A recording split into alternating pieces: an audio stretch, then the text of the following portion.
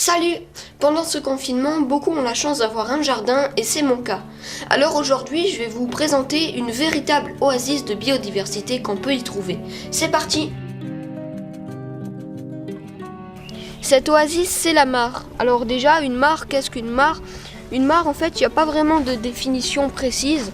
Une mare, c'est un point d'eau stagnant, pas très profond.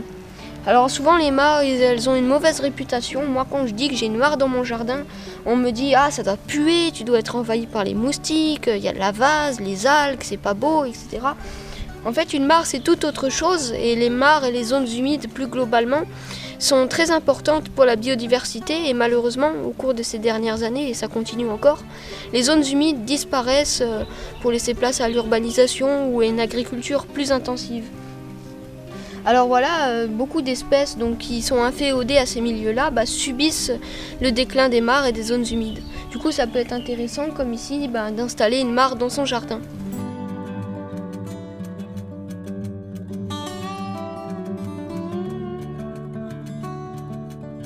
Cette mare, elle a un peu plus de 2 ans et il y a déjà énormément d'espèces qui s'y sont installées.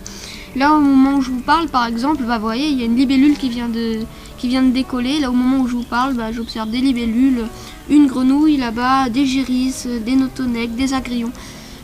Une multitude d'insectes aquatiques qui sont un peu méconnus, comme par exemple la notonecte. Et un équilibre s'est mis en place dans cette mare.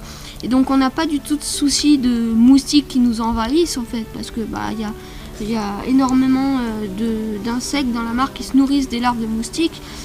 Pour ce qui est de l'odeur, il y a beaucoup de plantes qui sont là pour oxygéner l'eau. Donc non, une mare c'est vraiment un élément très esthétique du jardin et très utile pour la biodiversité.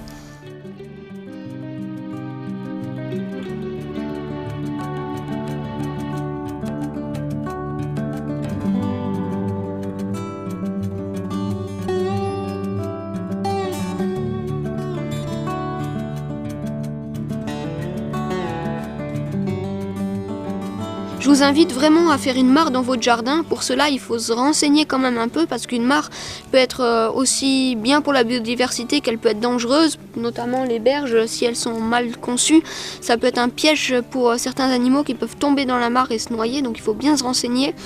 Et aussi, il faut vraiment veiller à ne pas trop mettre de plantes qui sont pas d'ici, des plantes un peu invasives ou quoi. Il faut vraiment bien se renseigner.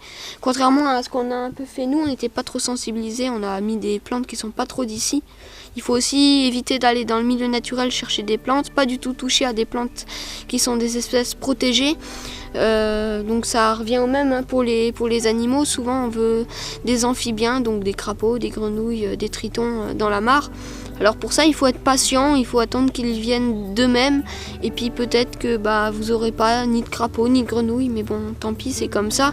Il faut en aucun cas aller en chercher dans le milieu naturel. Les amphibiens ce sont des espèces protégées et donc on n'a pas le droit de les toucher, de les manipuler, etc. Et même si vous en avez dans votre mare, c'est interdit d'aller les chercher avec les épuisettes, etc. Bon, vous avez compris. Aussi très important, si vous voulez que votre mare soit la plus accueillante possible pour la biodiversité, il est très fortement déconseillé d'y introduire des poissons.